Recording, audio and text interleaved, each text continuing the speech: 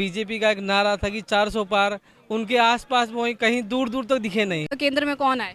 केंद्र में मोदी सरकार। देश शिक्षा, एजुकेशन और रोजगार मांगता है, और पढ़े लिखे नौजवान को रोजगार ही चाहिए, नौकरी चाहिए। परसेप्शन था टुवर्ड्स द बीजेपी वो ज़्यादा था, वो जो एज़ कम्पेयर टू कांग्रेस वो काफ़ी डाउन है। राम के नाम पर भले ही नहीं दिया, लेकिन मैंडेट तो मोदी को ही मिल रहा है ना। बीजेपी चाहिए थी। ओवर कॉन्फिडेंस हो गई टुवर्ड्स द जो भी इनके वोटर्स थे। लेकिन मोदी के अलावा वैसे ही बात करो तो जो बीजेपी में मेन एक आदमी है जिसने काम किया है वो नितिन गडकरी। कि ईवीएम हैक हो सकता है, आपको लगता है? नहीं ईवीएम कुछ नहीं हो सकता, टेक्निकल में कोई ग्लिच नहीं है। नमस्कार, न्यूज़ तरंगधारा में आपका स्वागत है। मैं आपके साथ प्रज्ञा सैनी। जैसा कि आप सभी को पता है कि आज 4 जून 2024 को लोकसभा चुनाव के रिजल्ट्स आने वाले हैं। जी हाँ, इसकी काउंटिंग सुबह 8 बजे से शुरू हो गई थी और मैं इस वक्त मौजूद हूँ गुरुग्राम में। आप सभी को पता है कि यहाँ पर कांग्रेस और बीजेपी के बीच में कांटे की टक्कर चल रही है। राज बब्बर और राव इंद्रजीत के बीच में सुबह से ही तनातनी देखी जा रही है।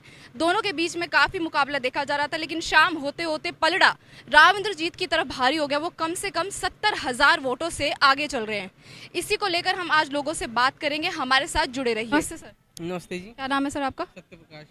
सर ये बताइए, जो चुनावी मैदान में गर्मा गर्मी चल रही है, इतनी गर्मी के अंदर आज अलग ही तरह का तापमान हमें हिंदुस्तान में देखने को मिल रहा है, उसके बारे में आपका क्या कहना है?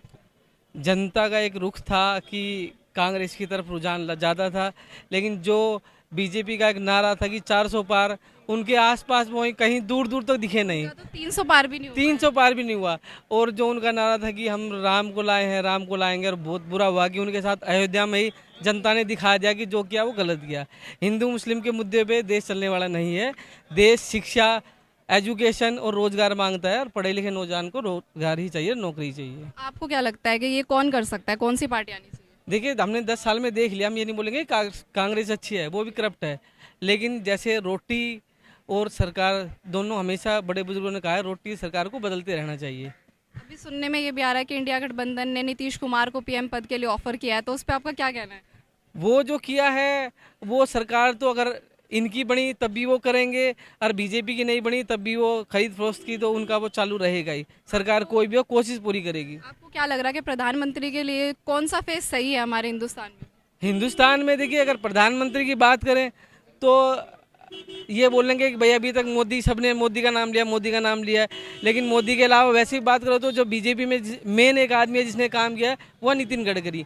आप कहीं भी जाके देखोगे, ट्रांसपोर्टेशन के मामले में जो काम हुआ है नितिन गडकरी ने किया, बाकी किसी ने किया नहीं है।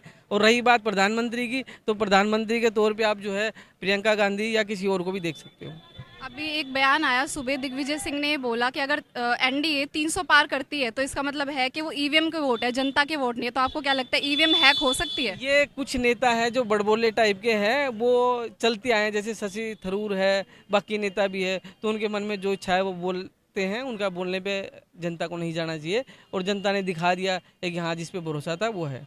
आप गुड़गांव से या कहीं और से हो? मैं गुड़गांव से, पटौदी से। तो आप जो गुड़गांव में जो चुनावी मैदान का माहौल चल रहा है उस पर क्या कहेंगे, राज बब्बर या फिर राव इंद्रजीत? देखिए, अब तो स्पष्ट हो चुका है कि राव इंद्रजीत सिंह जीत चुके हैं, लगभग जीत ही चुके हैं, लेकिन जनता का पूरा समर्थन उनको भी था। जो राज बब्बर, कुछ मुद्दे थे जिनकी वजह से वो हारे, जैसे लोगों ने बोला था कि कहाँ तुम जो है बॉम्बे जाके इससे अपना काम निकलवाओगे, और ये तो बॉम्बे का है, बाहर का है, तो कुछ ऐसे मुद्दे थे जो उनके हार का कारण बने। लेकिन जनता ने जैसे पिछली बार कप्तान जी को हराया था, अजय कप्तान को 3 लाख कुछ वोटों से, उस तरह से इसकी हार नहीं हुई, तो ये मानते हैं कि काफ़ी नियर बाई था। काफ़ी कट्टर उनका। बिल्कुल बिल्कुल बिल्कुल। Thank you so much sir. नमस्ते सर।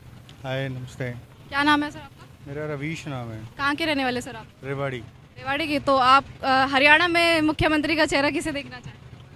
नवीन सैनी वो ठीक है, जो सैनी हमारा करंटली है उसको देखना चाहते हैं, बिकॉज जो उसकी पॉलिटिक्स अप्रोच है वो काफ़ी कंपैरेटिवली अच्छी है एज़ कम्पेयर टू दूसरी पार्टी है। आज जो चुनावी नतीजों का माहौल चल रहा है उसके बारे में आपको कुछ पता है? थोड़ा अनएक्सपेक्टेड है, बिकॉज द परसेप्शन था टुवर्ड्स द बीजेपी वो ज़्यादा था, वो जो एज़ कम्पेयर टू कांग्रेस वो काफ़ी डाउन है।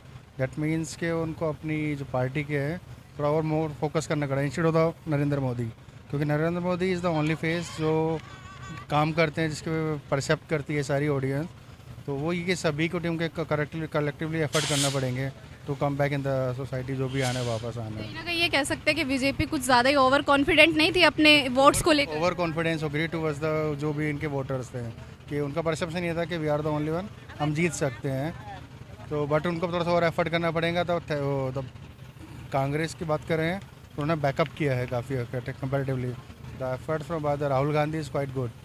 तो आप कौन सी पार्टी को support देखो पार्टी जो भी कंट्री के फेवर में करें, and I am not bounded है कि party wise, depends upon the person to person, जो कि डेवलपमेंट करे, कंट्री का डेवलपमेंट करें। For example when we talk about जिसके बारे में बात करें ट्रेन वगैरह में, इसके लिए काफ़ी कलेक्टिव एफर्ट चाहिए, जो कोई सी पार्टी हो। जितनी पब्लिक बैठे दे आर जस्ट वेटिंग, जो काफ़ी इस पर कोई एफर्ट नहीं है। ग्रो कर रहे हैं बट ग्रो कुछ लेवल पे और भी करना हमको एफर्ट जरूर। बेसिक लेवल पर अभी काफ़ी कमी है। बेसिक लेवल पर काफ़ी करने हैं, जैसे यूथ लेवल है, बाकी की चीज़ों के ऊपर है। तो अभी जैसे सुनने में आया कि इंडिया गठबंधन ने नीतीश कुमार को पीएम पद के लिए ऑफर किया है, तो इस पर क्या कहेंगे आप? उस पर भी मैं कमेंट करने का उस पर कुछ साइड ना नहीं कह सकता हूँ मैं, but this is the party decision. जो भी वो करते हैं, हर किसी का प्रोज एंड कॉन्स होते हैं। क्या डिसीजन लेते हैं वो कंपनी पर डिपेंड करता है, अथॉरिटी कम उनकी जो पार्टी उस पर डिपेंड करता है। हमने जैसे इलेक्शन की जो प्रचार हुआ था उसमें देखा कि बीजेपी राम के नाम पर वोट मतलब गेन करना चाह रही थी। अयोध्या में बहुत ज़्यादा उनका बुरा हाल हो गया। अयोध्या के अंदर बड़ा टोटली अनएक्सपेक्टेड है, क्योंकि यूपी का एक जो वोटिंग देखिए वो कंपेरेटिवली कुछ भी नहीं है। जो उनका एक्सपेक्टेशन थी उसकी नहीं, बीजेपी की नहीं, जो सभी बंदे की थी, क्योंकि राम मंदिर बना है। राम मंदिर के बाद जो पब्लिक की जो सपोर्ट था वो नहीं हो पाया, तो उसमें उनको रूल आउट करना पड़ेगा कि क्या इश्यूज था, क्या कुछ था। के अंदर उन्हें काफ़ी बड़ा झटका देखने को मिला। बहुत ज़्यादा इंडिया की वोटिंग अलग है और यूपी की वोटिंग अलग है, क्योंकि मोदी ने कंपेरेटिव लॉ एंड ऑर्डर को काफ़ी स्टेबल किया था, उसके बाद भी काफ़ी चेंजेस आए हैं। सुबह सुबह अभी दिग्विजय सिंह का एक बयान आया कि जो अगर एनडीए ने 300 पार कर लिए तो इसका मतलब है वो ईवीएम का वोट है, जनता का नहीं है। तो इस पे आप क्या कहेंगे कि ईवीएम हैक हो सकता है, आपको लगता है? नहीं, ईवीएम कुछ नहीं हो सकता, टेक्निकल में कोई ग्लिच नहीं है। क्या नाम है आपका? लालचंद सैनी। लालचंद जी, ये बताइए जो अभी गुड़गांव में माहौल बना हुआ है, आपको क्या लग रहा है? वैसे तो बीजेपी का, बीजेपी आनी चाहिए। आपने किसको बीजेपी को दे दिया, मोदी को वोट दिया था या कैंडिडेट को? मोदी को। क्यों, आपको क्या लगता है राव इंद्रजीत ने काम नहीं किया था? नहीं, मैं तो मोदी को दी थी, मैं इंद्रजीत का। उठा दे, मेरे तो बीजेपी चाहिए थी। और जो यूपी में हाल हुआ है बीजेपी का, उसके बारे में क्या कहेंगे आप? यूपी वाले जाने। यूपी में राम मंदिर के चक्कर में हुआ जी। मोदी तो बोल रहे थे कि राम के नाम पे वोट दीजिए, लेकिन लोगों ने दिया नहीं उन्हें। तो मुसलमान राम के नाम पे क्यों वोट देगा? पर जो अयोध्या में रहने वाले हैं, जो और हिंदू है हमारे पूरे उत्तर प्रदेश में, उन लोगों ने मुसलमान भी तो ज्यादा है ना, हाँ, मुसलमानों की ज्यादा वो है। फिर मुसलमान कांग्रेस को देगा। क्या चाहते हो केंद्र में कौन आए? केंद्र में मोदी सरकार। सर, जो आज गर्मा गर्मी चल रही है चुनावी मैदान के अंदर, आपको क्या लग रहा है किसका पलड़ा भारी है?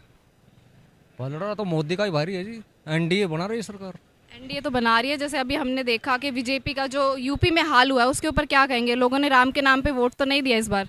राम के नाम पर भले ही नहीं दिया, लेकिन मैंडेट तो मोदी को ही मिल रहा है ना। और जो गुड़गांव में जो हाल चल रहे हैं कि राज बब्बर आ गया, राव इंद्रजीत, उस पे क्या लग रहा है आपको? देख लिया 1 लाख वोटर से राव इंद्रजीत जीतते हैं। जीत तो जीतते हैं जी। आप कौन सी पार्टी को सपोर्ट कर रहे हैं? नहीं, हम पार्टी को नहीं, हम तो मोदी के सपोर्टर है जी। मतलब आपने कैंडिडेट को नहीं, आपने पार्टी को वोट। तो नहीं देखा, हमने मोदी को देखा जी। Thank you sir. जैसा कि आप सभी ने देखा, चुनावी मैदान की गर्मा गर्मी और उलटफेर जिसने 5 साल बाद में पूरी ही तस्वीर बदल के रख दी। चाहे वो हम यूपी को ले ले या फिर हरियाणा में भी हम देख सकते हैं कि लोकसभा के अंदर जो राज बब्बर जी और राव इंद्रजीत है उनके बीच में कांटे की टक्कर देखने को मिली है। हालांकि अब राव इंद्रजीत आगे चल रहे हैं। अयोध्या में, यूपी में जो बीजेपी का हाल हुआ है वो देखते ही बनता है। इसके अलावा अब देखना ये होगा कि एनडीए 300 पार कर पाएगी या नहीं, क्योंकि उसने 400 पार का नारा लगाया था जो पूरा होना अब लगभग नामुमकिन ही है। ऐसी खबरों के लिए जुड़े रहिए हमारे साथ। मैं आपके साथ प्रज्ञा सैनी, कैमरामैन उमा के साथ।